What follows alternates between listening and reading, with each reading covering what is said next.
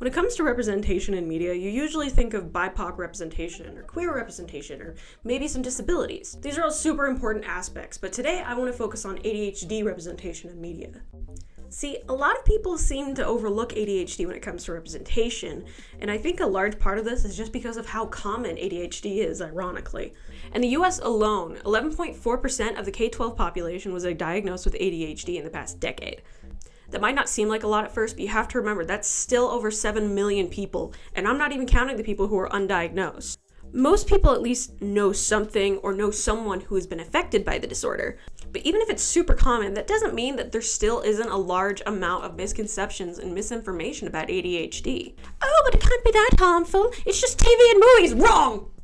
People with ADHD are more likely to commit suicide than your average Joe. They usually have much slower self-esteem, have much more trouble making friends, and generally struggle a lot more in school. To this very day, people still believe that vaccines and cartoons and video games cause ADHD and autism, when in reality, it's actually pretty genetic. That's right, Karen. Your genetics are the reason that little Jimothy can't sit still in class and loves nothing but dinosaurs, not vaccines, or whatever the crap you heard on Facebook. Why am I looking at myself?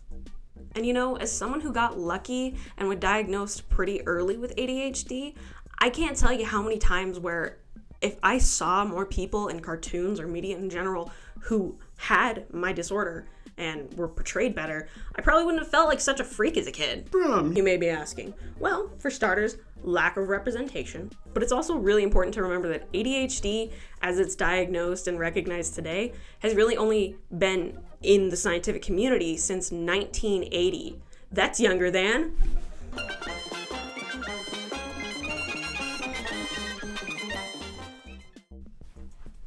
and much more. So it's a little understandable why your weird uncle that you only see at family reunions keeps telling you that you just gotta focus a little harder. It's not that bad. You just gotta focus a little harder, you know?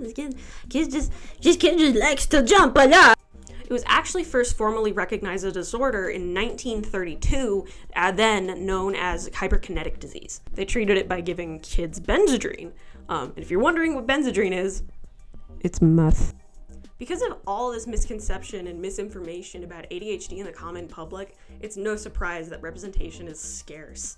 A lot of this has bled into media and fiction as a whole and formed its own stereotype. After months of scholarly research and study, I've compiled most ADHD portrayals in fiction down to 3 main stereotypes: Dennis the Menace, the art school dropout, and the gifted kid.